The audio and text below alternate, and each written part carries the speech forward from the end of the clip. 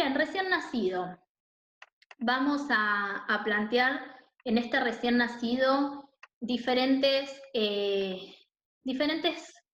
podríamos decir, ay, párenme un minuto porque necesito correr esto ustedes no lo ven, pero bueno, es la camarita que estoy viendo de un lado o del otro.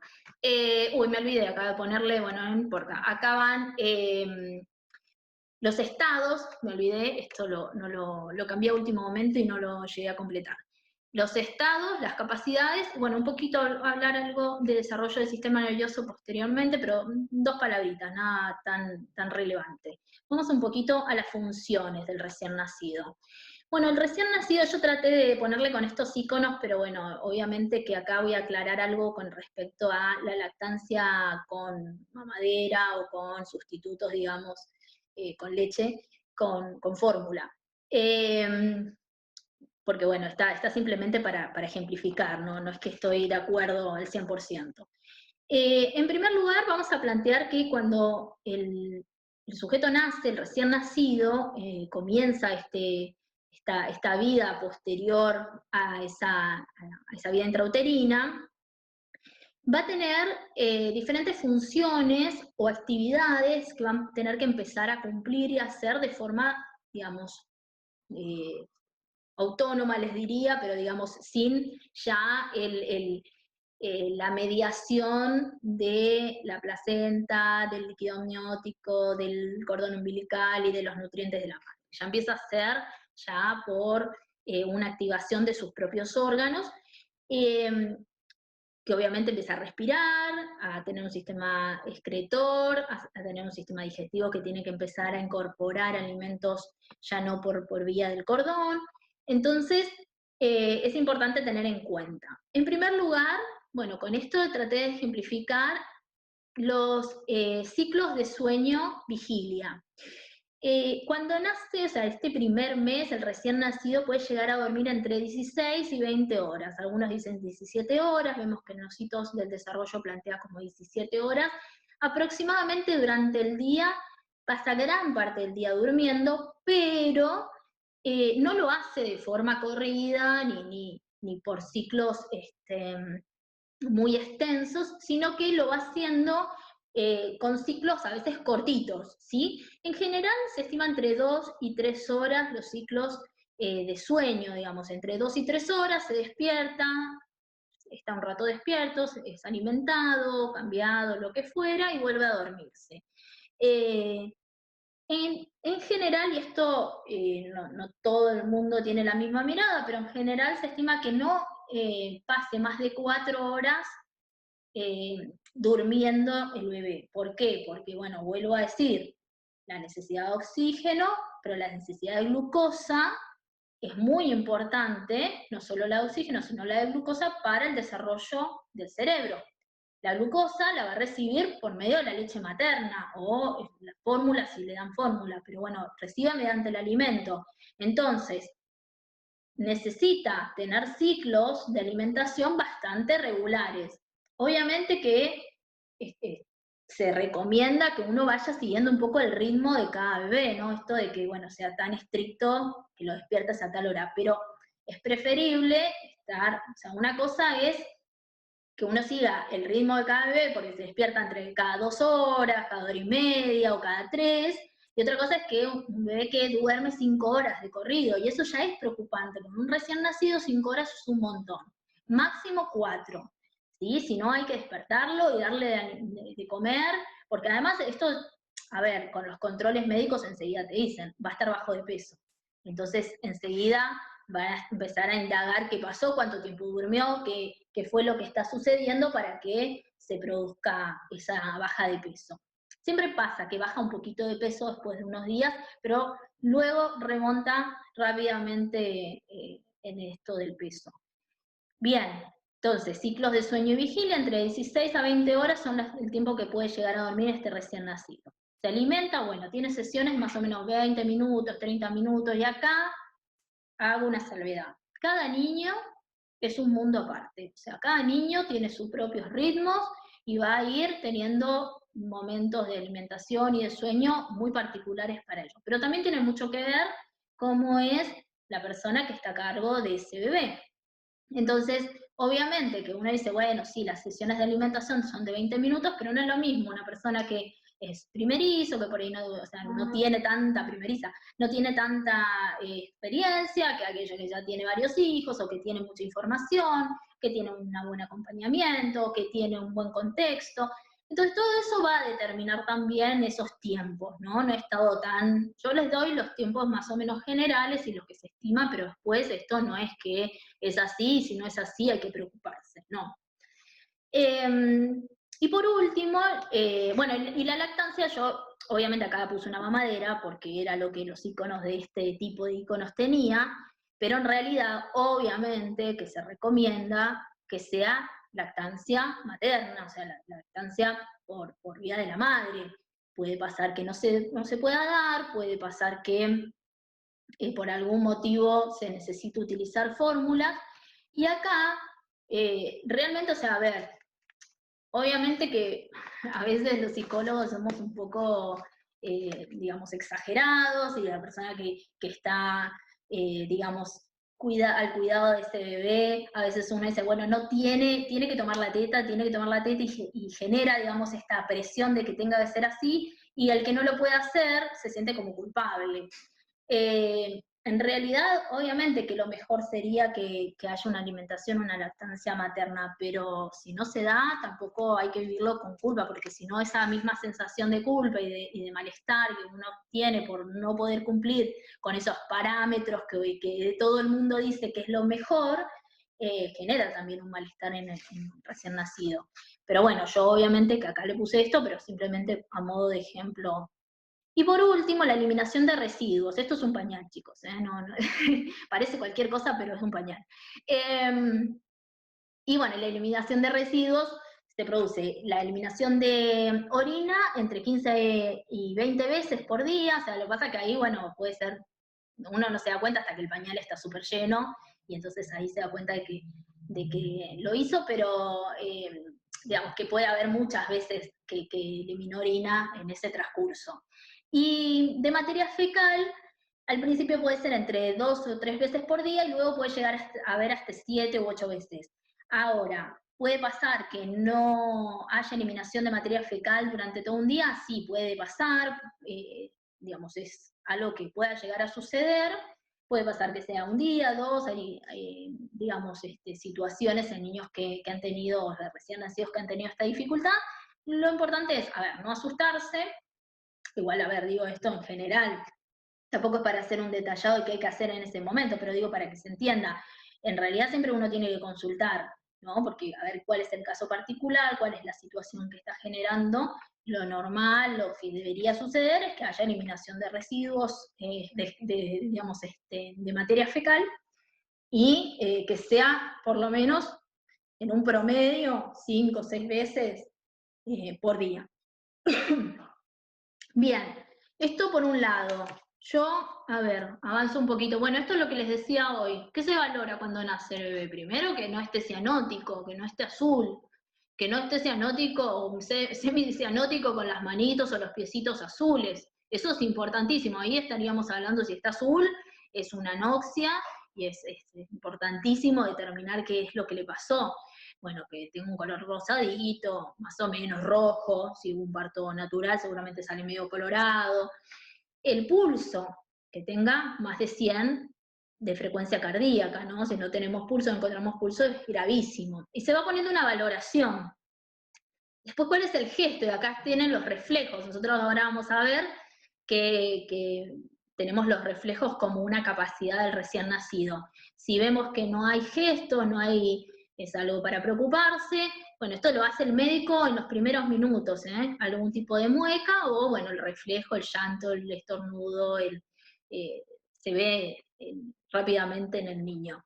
La actividad, el tono muscular más que nada, acá es importante. No es lo mismo un bebé que tiene poco tono muscular, como que tiene un peso muerto, como un bebé que tiene tono muscular, que uno le toca y está como con una buena tonicidad, digamos, y entonces eso obviamente da un buen indicio. Y la respiración, que es con el esfuerzo respiratorio, que básicamente acá es cuando empiezan a llorar, ahí uno ve cómo está la respiración. Bueno, esto se llama, bueno, lo hizo Virginia Apgar a este test y justamente su apellido sirvió para, como, para poder tener más claro los diferentes aspectos. Esto nada, es a modo, nada, para que lo sepan. Acá no estaban, pero son los estados, perdón, me había olvidado de agregar, siempre me olvido, alguna cosa se me escapa. Los estados del recién nacido tienen que ver con esa actividad sueño-vigilia. Esto ya empieza en el desarrollo intrauterino.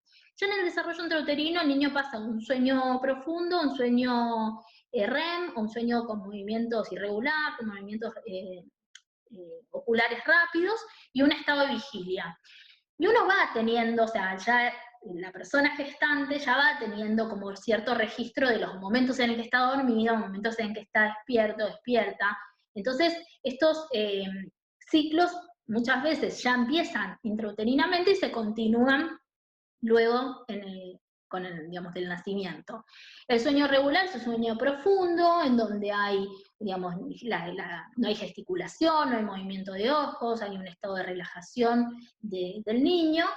El sueño irregular puede haber movimientos oculares, es generalmente cuando sueñan. Si bien al principio hay más sueño quizás, eh, digamos, irregular, puede haber mayor inactividad, porque bueno, el niño eh, digamos, en esos primeros días, semanas, meses, todavía el sueño no está bien regulado. La inactividad alerta es cuando el niño está despierto, está con los ojos abiertos, pero no hay movimiento, ¿sí? Muchas veces eso puede suceder apenas cuando se despiertan de una siesta o a la noche, o a veces luego de ser alimentados, quedan como un momento que están despiertos, pero que no están moviéndose, ni teniendo, ni haciendo ningún tipo de sonido. La actividad despierto, claramente hay movimiento de los miembros, gesticulaciones, llanto. Bueno, quizás a veces el llanto se lo pone como un estado aparte. En último lugar, justamente eso, el estado de llanto, que el llanto en realidad, el llanto, no el gemido, porque por ahí en la actividad despierto podemos tener algún tipo de gemido, pero en el llanto lo que hay es, bueno, un movimiento importante del cuerpo, la gesticulación, la forma en que, digamos, la musculatura de la cara estalla, también cambia. Y con respecto al llanto, el llanto también va a ir modificándose a medida que va desarrollándose el recién nacido. Al principio es un llanto más indiferenciado y luego, a medida que también va dándose esa interacción con la persona que lo cuida, se va dando un llanto mucho más diferenciado para cuando tiene hambre, cuando tiene frío, cuando tiene sueño, cuando está molesto porque le duele algo, o está molesta porque le duele algo. Entonces es importante también ir viendo cómo se da ese llanto y la importancia de cómo lo interpretan ese llanto, ese otro, que, y ahí ya no tiene tanto que ver con lo fisiológico estrictamente o con lo físico estrictamente, pero sí también con lo psicológico, con lo que el otro o otra le puede, eh, lo puede interpretar. Bien, capacidades del recién nacido. Bueno, tenemos tres capacidades. Para recibir información, que son los sentidos. ¿Sí? Principalmente, ¿qué sentidos son los principales para poder empezar a recibir información? La visión, la audición y el tacto. Y en menor grado, el gusto y el olfato. ¿Sí? Sin gusto, sin olfato, bueno, sabemos en este momento, si no tienen gusto y no tienen olfato, consulten al médico, porque seguramente tienen COVID, tienen COVID, pero si no, sin gusto y sin olfato, en general el desarrollo puede ser molesto, obviamente que hay un montón de cosas que no se van a poder disfrutar, pero en general el desarrollo no se ve tan afectado. Sin vista, sin audición, sin la posibilidad del manejo del tacto, por eso es que está en ese orden, vista, audición, tacto, en ese orden va de la prioridad y la importancia que tiene para las diferentes habilidades. Por eso es importante que se tenga un buen registro de que la visión está siendo adecuada en el recién nacido, que la audición también. Hay, obviamente, estudios médicos para poder, de control, apenas nace en los primeros momentos, para poder controlar que el niño vea, que el niño esté escuchando, ¿sí? En general. Y bueno, después estudios complementarios que se hacen para poder tener claro que esto está sucediendo, y el tacto también, porque bueno, obviamente que la capacidad de poder eh, tener, digamos, el conocimiento del mundo al principio va a ser más táctil, va a ser más desde ese lugar y desde lo visual. Entonces, obviamente, que después, vuelvo a decir, es importante el gusto, es importante el olfato, el aprendizaje desde esos lugares también es muy importante. Muchas veces nos ha pasado de recordar algún momento o algún lugar o alguna persona por algún aroma, principalmente cuando conseguimos algún aroma de comida y decimos, ay, esto se parece a lo que cocinaba mi abuela, y genera, obviamente, un montón de activación de recuerdos, de sensaciones, y es muy importante en el desarrollo, pero obviamente que hay otros sentidos que tienen también implicancias en otras cosas, ¿no? A ver, digo, un niño que tiene una hipoacusia, su aprendizaje va a ser quizás diferente y va a ser necesario de ayudas para que pueda generarse su desarrollo adecuadamente, su aprendizaje adecuadamente. Entonces, es importante tener en cuenta. Eso es para recibir información, los sentidos. Para Ahí, dar... Ana, te hago una consulta en relación a lo que decías de los sentidos. Ángela preguntaba, ¿pero el recién nacido no es que no ve los primeros días? En realidad, a ver, no es que no ve. Lo que sucede es que una cosa es ver y otra cosa es interpretar lo que ves. ¿Sí? El recién nacido ve.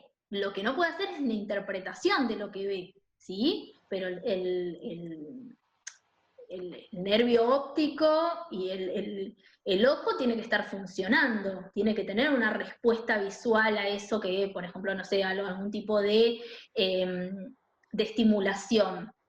Ahora, cómo interpretamos eso que vemos es otra cosa, ¿sí? Una cosa es la percepción, recibir la información, acá es como muy minuciosa en cuanto a la anatomía y el funcionamiento del órgano y del sentido. Después está cómo interpretamos. Uno puede decir, a ver, yo lo voy a llevar más al ámbito de la audición. Uno puede tener un sistema auditivo sano, pero no aprender a hablar, y entonces eso no tiene que ver con que no escuchó, y entonces o que no o que tiene algún problema en las cuerdas vocales. Tiene que ver con una activación de otras zonas, ¿sí? Del cerebro, para que pueda interpretar eso que ve y que pueda, digamos, almacenar esa información y poder dar cuenta de... Pero un bebé en realidad puede no seguirte con la mirada, pero seguirte con la mirada tiene otras cosas en juego aparte de la vista, es la atención. Entonces, es que le generó el foco de atención para poder seguir con la mirada. Hay niños que no tienen una visión sostenida, una mirada sostenida, y tienen un aparato visual sano, y por ahí puedas llegar a estar haciendo cosas y pareciera que no te ve, pero no es porque no te ve, sino que no está interpretando lo que te ve de forma adecuada. Perfecto. ¿Alguna otra pregunta? No, ¿No? Bueno, no, por vuelvo el otra vez momento no. a dar información. Para dar información, acá yo solamente puse el llanto, pero en realidad también vamos a ver a partir del tercer mes que la sonrisa también es eh, una forma de dar información que tiene el recién nacido o el niño en estos primeros meses de vida. El llanto principalmente, ¿no? El llanto es como lo fundamental para dar información. Como yo les dije, el llanto puede ser de diferentes formas, al principio es más indiferenciado, pero después se va ajustando también a la dinámica familiar, la persona que lo está cuidando también puede interpretar mejor ese llanto, y dar una respuesta al mismo. Eh, y la sonrisa, al principio puede haber una sonrisa más endógena, que no tiene tanta relevancia, les diría, a nivel psicológico y a nivel de desarrollo, pero después en los 3 meses se produce una sonrisa que se llama sonrisa social, que ustedes no lo tienen como texto obligatorio, pero lo tienen en lectura complementaria. René Spitz es el que va a plantear esta respuesta sonriente como un organizador de la mente, como un factor que es importante que se dé para dar cuenta de que las diferentes, las diferentes ámbitos o factores del crecimiento y del desarrollo se están dando adecuadamente. Entonces, eso sí, esa sonrisa nos da la pauta de que ese bebé ha tenido un registro de lo que vio, observó, que generalmente es el rostro o parte del rostro de alguien, no solamente de la madre, sino de cualquier persona. Lo que ve es como la frente, nariz y ojos y nariz, es una gestalt en todo, y lo pudo almacenar y pudo recordarlo nuevamente cuando ve en otra situación la misma gesta, el mismo todo, ¿no? Porque no es que distingue que son los ojos ni distingue que es la madre, pero da una respuesta cuando encuentra nuevamente esa imagen que ya la ha visto y la ha reconocido como algo cotidiano, ¿no?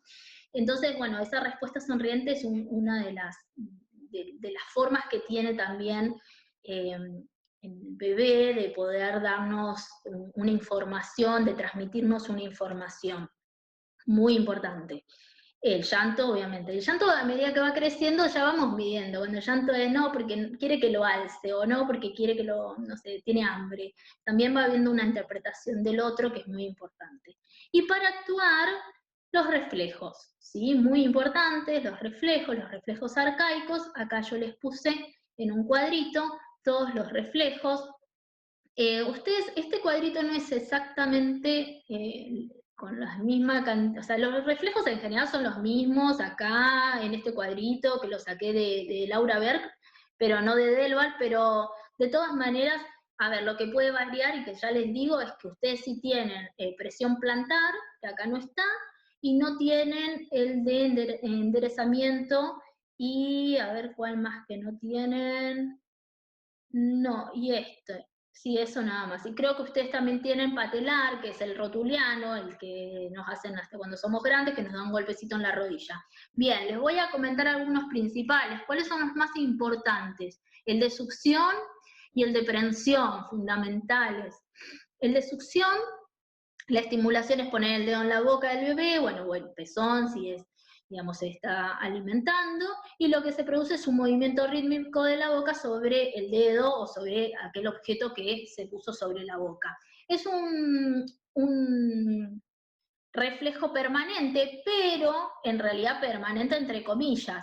Luego, digamos, en el segundo trimestre se vuelve una conducta voluntaria. Entonces, en realidad, lo que vemos es que este y el de rotación se vuelven voluntarios en algún momento, el de prensión también. Eso también tiene que ver con lo que estaba hablando antes del sistema nervioso, en cómo se fue generando de a poco la activación y la minimización y la sinapsis de diferentes partes. Entonces también empezamos a tener ya mayor control de los movimientos, hay más, una conducta más voluntaria que la que había en los primeros meses. Y obviamente permite la alimentación.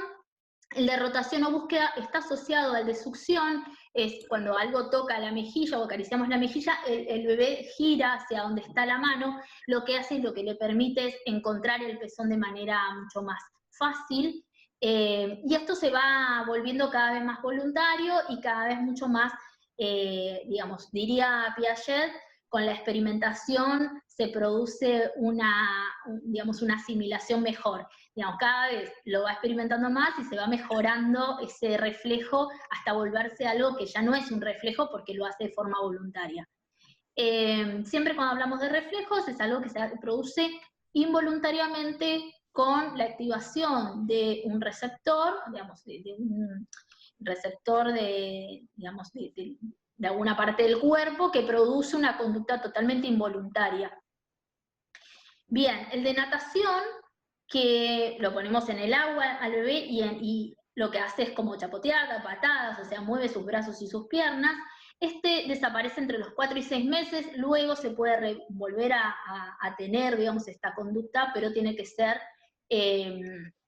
aprendida, ¿no? Se puede estimular para que no se pierda el reflejo y después se vuelva voluntario, entonces eso se puede hacer, ¿no? De hecho hay, digamos, programas de natación para bebés que tienden a aprovechar ese reflejo y estimularlo.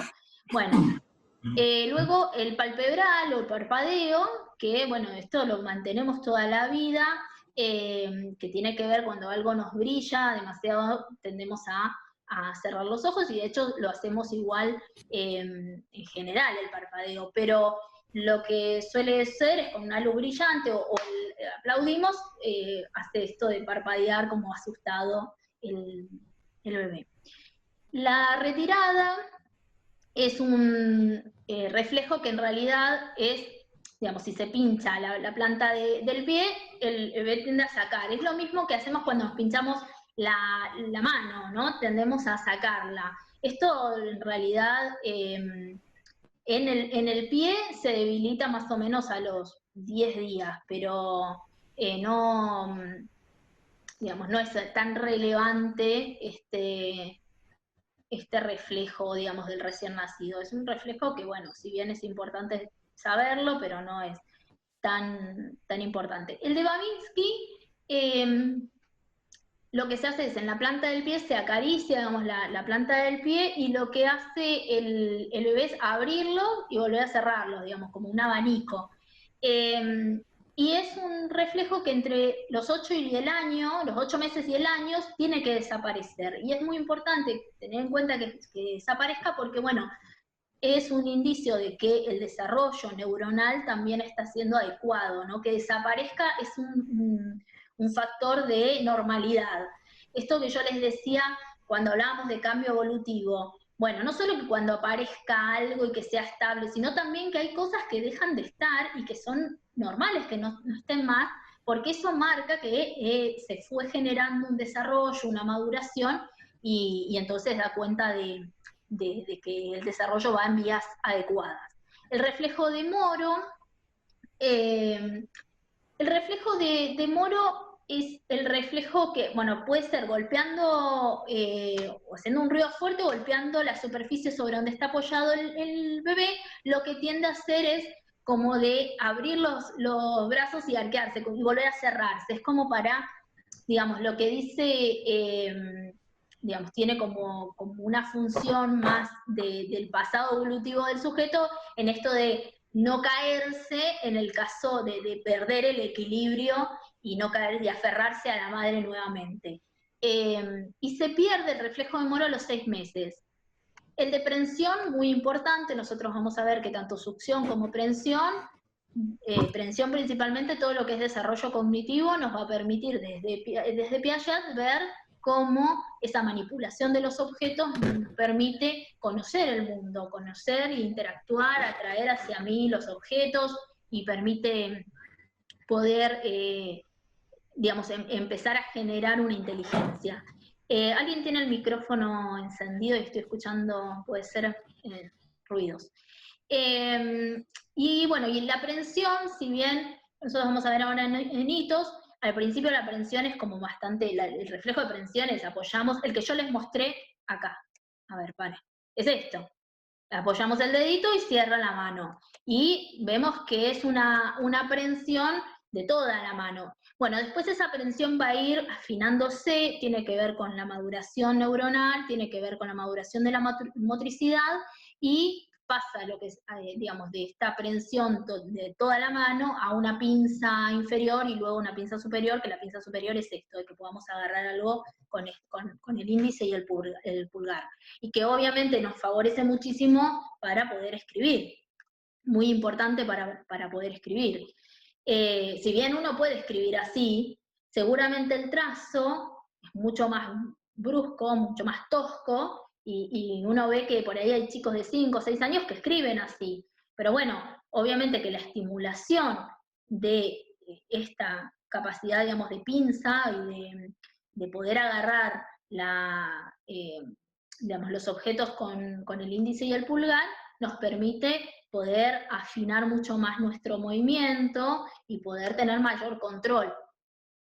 Bien, tónico cervical, en este reflejo lo que sucede es, digamos, el bebé se está acostado, boca arriba, gira, si se gira la cabeza, lo que tiende a hacer es a estirar el brazo que tiene, digamos, del lado que ha girado la cabeza y flexionar el brazo y la pierna del otro lado, ¿no? Es un reflejo que digamos, que tiende a, a suceder, casi siempre lo que es, se estira, digamos, el brazo y la pierna que está hacia donde está, digamos, mirando el bebé, y el otro se flexiona. Y lo que plantea, digamos, en el texto, es que este reflejo se tiene que perder más o menos a los 4 meses, pero sería un poco lo que prepararía a la posibilidad de extender la manito para poder agarrar objetos, ¿no? Es como un poco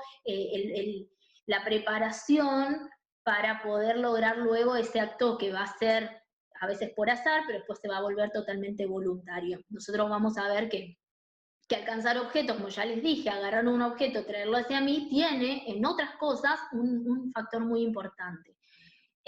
Bueno, el enderezamiento, ese no lo tienen ustedes en el texto, el enderezamiento.